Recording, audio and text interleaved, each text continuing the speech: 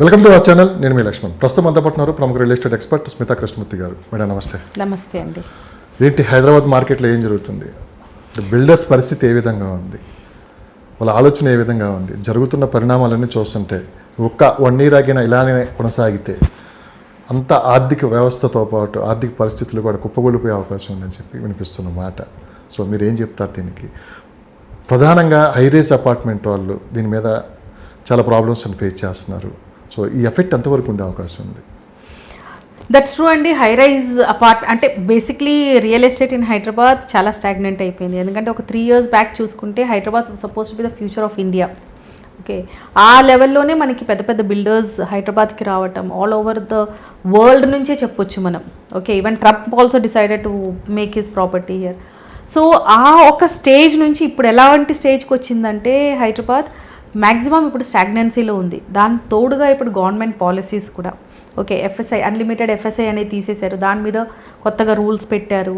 So definitely builders are also facing issue. ఎందుకంటే ఒక రకంగా చూస్తే హైదరాబాద్లో అంటే చాలా హైలో ఉన్నాయి prices.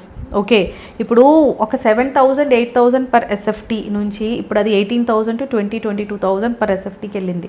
Okay, high rise apartments చూసుకుంటే పెద్ద పెద్ద బ్రాండెడ్ బిల్డర్స్ దగ్గర ఆల్మోస్ట్ 18,000 to 19,000 ఉంది ఫినిష్డ్ ప్రొడక్ట్స్. ఓకే, ప్రీ లాంచ్లో ఇప్పుడు 8,000 to 9,000 పర్ ఎస్ఎఫ్టీ అమ్ముతున్నారు. అంటే ఒకప్పుడు ఫినిష్డ్ ప్రొడక్ట్స్ 8,000 to 9,000 ఉండేది, ఇప్పుడు అది ప్రీ లాంచ్లో స్టార్ట్ అయింది. అప్పట్లో ప్రీ లాంచ్లో 3,000 to 4,000 ఉండేది, అది ఇప్పుడు ప్రీ లాంచ్లో 8,000 to 9,000 అయ్యింది. సో ఆ ఒక డిఫరెన్స్ చూస్తే ఒక 5-6 yearsలోనే ఆల్మోస్ట్ అంత మోర్ దెన్ 100% పెరగటం అనేది అదొక డ్రాస్టిక్ మూవ్. అది ఎంత ఫాస్ట్గా ఎంత వేగంగా అయితే పెరిగిందో ఇప్పుడు అట్లనే అంత ఫాస్ట్గా ఇప్పుడు మనకి పడిపోతూ ఉంది మార్కెట్. హై రైజ్ చూస్తే ఇప్పుడు చాలా మట్టుకి ప్రాజెక్ట్స్ ఆపేశారు చాలా. ఈవెన్ ద బిగ్ బిల్డర్స్ వాళ్ళు హాల్ట్ ఇచ్చున్నారు. ఎందుకంటే బేసిక్లీ లిక్విడిటీకి ఫండ్స్ లేవు. ఓకే, ఇప్పుడు ఒక 100 మందికి ప్రీ లాంచ్లో అమ్ముతేనే వాళ్ళు ప్రాజెక్ట్ స్టార్ట్ చేయగలుగుతారు అనే ఒక మైండ్ సెట్లో కొన్ని ప్రాజెక్ట్ స్టార్ట్ చేస్తారు. అక్కడ 10 మందే కొంటే ఇంకా 90 మెంబర్స్ని ఫిల్ చేయడానికి ఎంత టైం కావాలి? అది కూడా ప్రెసెంట్లో ఉన్న మార్కెట్. మేడం అంటే రీసెంట్గా ఒక 10-15 days నుంచి లిక్విడ్ క్యాష్ అనేది ప్రాబ్లం రాబోతుంది, అందరూ క్యాష్ పెట్టుకోండి అని చెప్పి వినిపిస్తున్నమాట. ప్రధానంగా రియల్ ఎస్టేట్ రంగంలో ఏంటంటే ఎక్కువ క్యాష్ రూపంలోనే మార్కెట్ జరుగుతూ ఉంటుంది. సో దీని ఎఫెక్ట్ కూడా మార్కెట్ మీద చూపించే అవకాశం ఉంది అని చెప్పి వినిపిస్తున్నమాట. డెఫినెట్లీ అండి. ఇప్పుడు మీరు ఒక ప్రాపర్టీ తీసుకున్నప్పుడు ఒక 1 crore వర్త్ ప్రాపర్టీ తీసుకున్నప్పుడు దాని government value 10 lakhs or 20 lakhs ఉంటుంది. మీరు వైట్లో అంతే చూపెడతారు, అది ఇప్పుడు దిస్ ఈజ్ యూనివర్సల్ ట్రూత్ అది. ఓకే, కానీ ఇప్పుడు 1 crore మొత్తం మీరు వైట్లో చూపెట్టాలంటే 1 crore మీద మొత్తం మీకు ట్యాక్స్ పడుతుంది. Okay, so that is why people liquidate cash component in real estate. Okay, ఇప్పుడు నాకు అవసరం లేకపోయినా నేను రియల్ ఎస్టేట్లో కొనుక్కుంటాను, ఎందుకంటే నా దగ్గర క్యాష్ ఉంది. ఆ క్యాష్ని నేను ఇంకెక్కడ లిక్విడేట్ చేయలేను. బ్యాంక్లో వేస్తే నాకు ట్యాక్స్ పడుతుంది, క్వేరీ వస్తుంది what is the source of fund అని. మనకి ఎలా వస్తుంది? మనం ఏ పొలమో ఏదో ఫ్లాటో ఏదో అమ్ముకుంటేనే మనకు కూడా క్యాష్ రూపంలో వస్తుంది. కానీ ఆ లిక్విడేషన్ ఏంటంటే క్యాష్లో దొరికింది, మీరు క్యాష్లోనే ఇన్వెస్ట్ చేయాలి అంటే రియల్ ఎస్టేట్ తప్ప మీకు వేరే ఏ ప్లాట్ఫామ్ లేదు. ఓకే, అండ్ మీరు అన్నట్టు ఇప్పుడు డిజిటలైజేషన్ స్టార్ట్ అయిన నుంచి definitely there is no cash flow in the market. Okay, ఇప్పుడు బ్రాండెడ్ బిల్డర్స్ లైక్ అపర్ణ కానీ ఎనీ గై లైక్ ప్రెస్టీజ్ కానీ ఎవరిని చూసుకున్నా కూడా వాళ్ళెవరు ఇప్పుడు క్యాష్లో దే డోంట్ టేక్. ఇప్పుడు 2 crores is the property price అనుకోండి, 2 crores మీరు వైట్లో ఇవ్వాల్సిందే. అది బ్యాంక్ లోన్ అయినా మీ పర్సనల్ అమౌంట్ అయినా ఏదైనా కూడా. జనరలీ బ్యాంక్ లోన్లో అమౌంట్ వచ్చింది మాత్రమే వైట్ చూపెడతారు జనాలు. కానీ ఇప్పుడు ఉన్న పరిస్థితిలో every branded builders they are taking it in white only. So going further liquidation అనేది చాలా టఫ్ అవుతుంది డెఫినెట్లీ. ఇప్పుడు there is no cash flow in the market. ఇప్పుడు ₹1 crore మార్కెట్లో కనబడాలి అంటే చాలా డిఫికల్ట్గా ఉంది. సో డెఫినెట్లీ ఈ లిక్విడేషన్ అనేది ఒక స్టేజ్కి వచ్చి ఆగిపోతుంది. అది పర్టికులర్గా హై రైజ్ బిల్డింగ్స్ మీద పడుతుందా ఈ ఎఫెక్ట్ అంతా?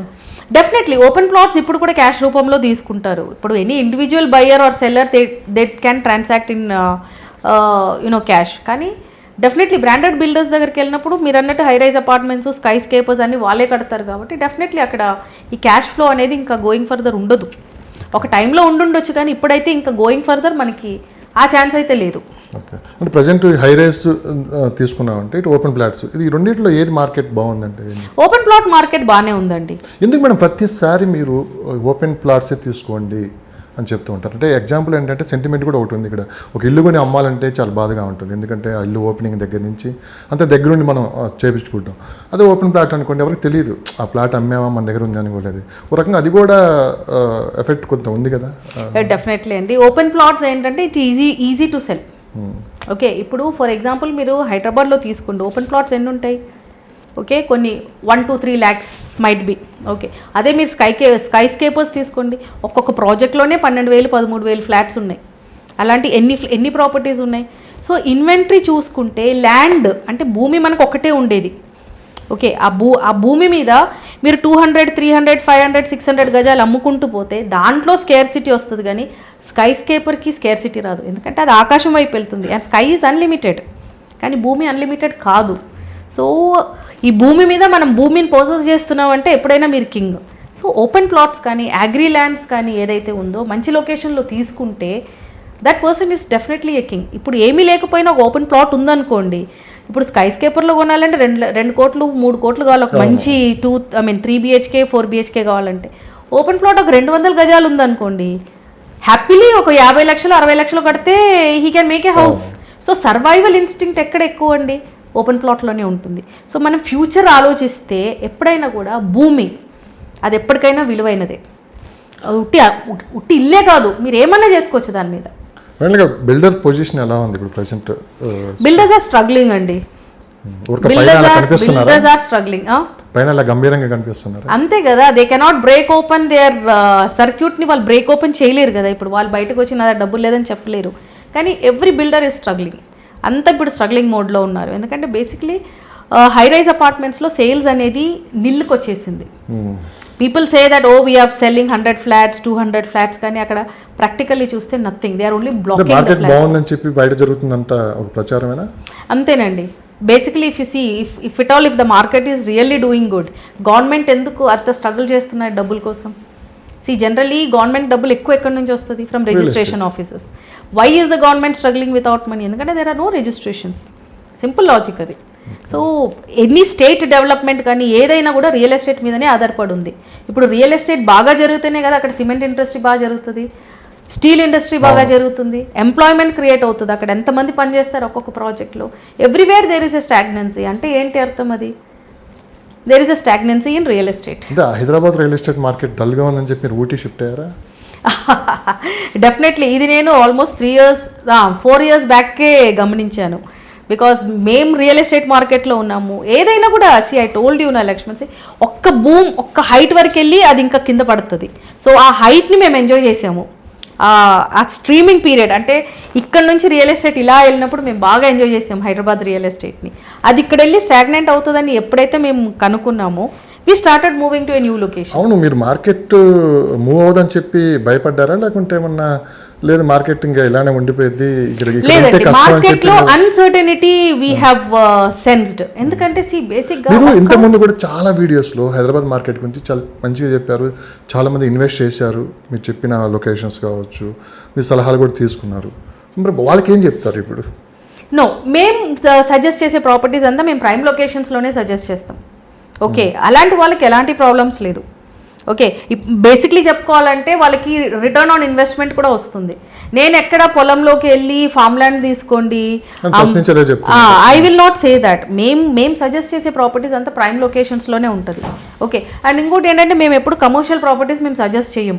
ఎందుకంటే కమర్షియల్ ప్రాపర్టీస్ హైదరాబాద్లో చూసుకుంటే చాలా ఎక్కువ ఉన్నాయి, ఓవర్ రేటెడ్ ఉన్నాయి. So we never suggest commercial properties. తీసుకుంటే రెసిడెన్షియల్ ప్రాపర్టీస్ తీసుకోండి, లేదంటే ల్యాండ్స్లో ఇన్వెస్ట్ చేసుకోండి. These are the 2 options we give our investors. ఎందుకంటే చాలామంది ఆఫీస్ స్పేసెస్ కొంటాను అని వస్తారు, రీటైల్ స్పేస్ తీసుకోండి, కానీ office space we never suggest. Office space తీసుకోవాలంటే స్మాల్ ప్లేసెస్లో తీసుకోమని చెప్తాం. పెద్ద మాల్స్లో ఇప్పుడు దేర్ ఆర్ మెనీ అంటే పెద్ద కంపెనీస్ వచ్చాయి, I don't want to name anybody. అలాంటి వాటిలో ఏమవుతుందంటే ఎక్సెస్ ఇన్వెంటరీ అయినప్పుడు అన్ని ఖాళీ అయిపోతుంది. అదే మీరు రీటైల్ స్పేస్ తీసుకున్నారనుకోండి, 500 square yards ఒక షాప్ తీసుకున్నారనుకోండి, అలాంటి ప్లేసెస్ ఎప్పుడు ఖాళీ అవ్వవు. ఎందుకంటే ఒక షాప్ ఎత్తేస్తే ఇంకో షాప్ వచ్చేస్తుంది. కానీ అదే ఆఫీస్ స్పేసెస్లో మనం కరోనా టైంలో చూసాం వర్క్ ఫ్రమ్ హోమ్లో చాలామంది owners they have suffered this. Office spaces అంతా ఖాళీ అవ్వటము, రెంట్ లేకుండా వాళ్ళు లోన్స్ ఎలా కట్టుకోవాలో అనేది ఒక దీంతో చాలా same thing mental stress they have gone through. So office spaces మేము ఎప్పుడు సజెస్ట్ చేయం.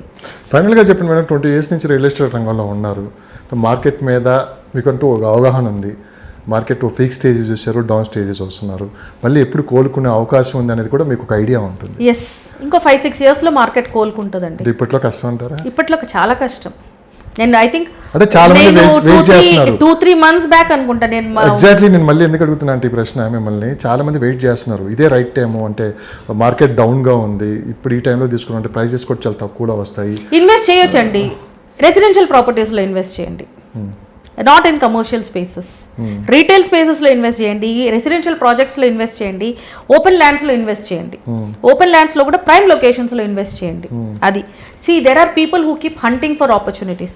ఇప్పుడు ₹1,00,00,000 ఉన్న ఫ్లాట్ ఇంకో 2 years అయితే వాడికి 60-70 lakhs వస్తుంది. సో డబ్బులు పెట్టుకుని రెడీగా కూర్చునే వాళ్ళు చాలా మంది ఉంటారు.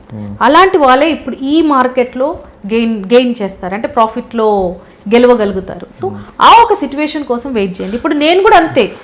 ఇప్పుడు టిల్ రీసెంట్లీ మా పాత ఆఫీస్ మాదాపూర్లో ఉంది. అక్కడికే వస్తున్నాను మేడం. నా ప్రశ్న అడిగిన తర్వాత మీరు చెప్పండి. 20 years నుంచి మార్కెట్లో ఉన్నారు కదా, మీరు ఎన్ని ప్రాపర్టీస్ కొన్నారు హైదరాబాద్లో? సుమారు బాగానే కొన్నానండి. మాక్సిమం ల్యాండ్స్ అండ్ రెసిడెన్షియల్ ప్రాపర్టీసే. అంటే మీరు పర్టికులర్గా ప్లాన్ చేసుకొని కొన్నారా, లేకుంటే ఎవరైనా రెఫర్ చేస్తా కొన్నారా? లేదండి, నేను ఎప్పుడు మార్కెట్ని స్టడీ చేస్తాను. అవసరం ఉన్న వాళ్ళు ఉంటారు కొంతమంది, చాలా అంటే నాకు ఇవాళ డబ్బులు దొరకకపోతే రేపు నేను చచ్చిపోతాననే సిచ్యువేషన్లో కొంతమంది చాలా డెడ్ ప్రైజెస్లో అమ్ముతారు. అలాంటి సిచ్యువేషన్స్ కోసం వెయిట్ చేసి నేను అలాంటి ప్రాపర్టీసే కొంటాను. ఎగ్జాక్ట్లీ, ఇప్పుడు ఇదే టైంలో కూడా చాలా మంది ఇదే ఆలోచనతో ఉన్నారు. ఎవరన్నా సలహా తీసుకుని కొనాలా, లేదంటే మనం రీసెర్చ్ చేసుకునాలా? అంటే అందరూ రీసెర్చ్ చేయలేరు, ఎందుకంటే నేను ఈ ఫీల్డ్లో ఉన్నాను కాబట్టి నాకు రీసెర్చ్, నా కాంటాక్ట్స్ అవన్నీ ఉన్నాయి. కానీ నాట్ ఎవ్రీబడి హ్యావ్. సో అలాంటప్పుడు సలహాలు తీసుకొని కొనండి. ఇప్పుడు మాకు చాలా సలహాలు అంటే ఇప్పుడు చాలా మంది ఇస్తున్నారు మేడం, ఎవరు అడిగినా రియల్ ఎస్టేట్ గురించి మాట్లాడుతున్నారు, ఏదో సినిమాలో కూడా ప్రతి ఒక్కరు రియల్ ఎస్టేట్ చేస్తున్నట్లు. ఇప్పుడు సేమ్ యాస్టేజ్ ఇప్పుడు అదే జరుగుతుంది. ఎవరు చెప్పేది నిజమో ఎవరు చెప్పేది అబద్ధమో కూడా తెలుసుకోలేని పొజిషన్ అయితే ఉంది. అదైతే కరెక్ట్. ప్రతి మనిషి సలహా ఇస్తున్నారు. అవును మేడం, ఇప్పుడు ఎలా మరి వాళ్ళు బయటపడాలంటే బేసిక్లీ యూ షుడ్, అంటే మీరు సెలెక్ట్ చేసే పర్సన్ ఎంత జెన్యూన్ అనేది కనుక్కోవాలండి. ఎన్ని ఇయర్స్ నుంచి మార్కెట్లో ఉన్నారు, వాళ్ళ నాలెడ్జ్. చాలా మంది కమిషన్స్ కోసం దే సెల్ ప్రాపర్టీస్. అలా కాదు, మనం ఎప్పుడైనా ఒక ప్రాపర్టీ అమ్మినప్పుడు ఒక మనిషికి అదేదో నాకు 5 లక్షలు వస్తుందో 4 లక్షలు వస్తుందో అని అమ్మటం కాకుండా you should understand the need of the person. ఇప్పుడు ఒక 2 years బ్యాక్ ఒక NRI came to me. Actually ఆయన ప్రాపర్టీ హైదరాబాద్లో చూశారు, కానీ నేను ఆయన్ని ఊటీలో కొనిపించాను. ద రీజన్ ఏంటంటే ఆయన need was his retirement. Okay, so retire అయ్యి హైదరాబాద్లో ఏం చేస్తాడు ఆ మనిషి? ఈ పొల్యూషన్లో, ఈ కంజెషన్లో 1 ఎకరానో 2 ఎకరానో కొనొచ్చు land, but what will he do? ఆయన నేను ఊటీలో కొనిపించుకున్నాను, ఎందుకంటే అక్కడ ఏంటంటే క్లైమేట్ బాగుంటుంది, ఇంకోటి అక్కడ ఎగ్జాటిక్ వెజిటబుల్స్ పండియొచ్చు, కమర్షియల్ పంటలు పండియొచ్చు, return on investment is high. హైదరాబాద్లో మీకు అంత మార్కెట్ లేదు. అండ్ హైదరాబాద్లో అలాంటి గేటెడ్ కమ్యూనిటీస్ ఆల్రెడీ ఇక్కడ దీని ముందు కొంతమంది సాఫ్ట్వేర్ మీరే హైదరాబాద్లో కొనమని చెప్పిన వాళ్ళు ఇప్పుడు షిఫ్ట్ అవ్వమంటున్నారు. హైదరాబాద్లో కొన్న వాళ్ళు డౌన్ ట్రెండ్లో కొన్నారండి. ఓకే, మధ్యలో మనం ఏమైతుంది అప్ ట్రెండ్లోకి వచ్చాము. ఇప్పుడు ఇంకో 3-4 years అయితే డౌన్ ట్రెండ్లోకి వెళ్ళిపోతాం, అప్పుడు కొనండి. That's what I said, wait for the opportunities in the market. Okay, ఇప్పుడు నేను అదే అన్నాను, 7,000-8,000 స్క్వేర్ ఫీట్ ఉన్నది, ఇప్పుడు 18,000-19,000 వచ్చింది. Comparatively it is not worth buying. ఇప్పుడు ఇందాక హై రైజ్ అపార్ట్మెంట్స్ గురించి మాట్లాడినప్పుడు I told you 8,000-9,000 per SFT ఉండేది ఒకప్పుడు హైదరాబాద్లో హై రైజ్ అపార్ట్మెంట్స్లో. నార్మల్ అపార్ట్మెంట్స్ అయితే 5,000. ఓకే, అదే ఇప్పుడు 18,000 to 22,000 వరకు వెళ్ళింది. I will not ask my investors to buy that property. ఎందుకంటే 4 కోట్లు 3 కోట్లు పెట్టి ఫ్లాట్ కొన్నా అక్కడ రెంట్ ఎంత వస్తుంది? 50,000, 60,000, 70,000 మ్యాక్స్. సో ఎక్కడుందండి పర్సంటేజ్? బ్యాంక్ ఇంట్రెస్ట్ కూడా రావట్లేదు. సో అలాంటి investment is wiped out unless and until వాళ్ళ దగ్గర కుప్పలు డబ్బులు పడుండి ఏం చేయాలో తెలియక అలాంటి వాళ్ళు వచ్చి ఆ 18,000, 19,000, 20,000 పర్ ఎస్ఎఫ్టీ ప్రాపర్టీస్ కొనాల్సిందే తప్ప. If you ask a needy man, ఇప్పుడు మీకు ఇల్లు కావాలి, ఇల్లు మీరు ఇండిపెండెంట్ బిల్డింగ్లో ఉండొచ్చు, హై రైజ్లో ఉండొచ్చు, విల్లాలో ఉండొచ్చు, ఊరు బయట ఒక చిన్న ఇంట్లో కూడా ఉండొచ్చు. సో మీ నీడ్ ఏంటి అనేది కనుక్కోవాలి first. Okay, expert will try to understand what is your need. Okay, నాకు ఒక బక్రా దొరికాడు హై రైజ్లో, వీళ్ళు నాకు 3 లక్షలు ఇస్తున్నారు, నేను అక్కడ కొనిపించేసుకుంటే అయిపోతుంది కదా అంటే he is not the right expert. Okay, me need ఏంటి, మీ అవసరం ఏంటి, మీ ఫ్యూచర్ ఏంటి? ఇప్పుడు మీకు పిల్లలు ఉన్నారనుకోండి, మీరు ఊరు బయట తీసుకోలేరు, ఎందుకంటే వాళ్ళకి స్కూల్ అంతా సిటీ లోపల ఉంటుంది. So you have to understand the need of the customer అది. Thank you madam, thank you so much, thank you very well time.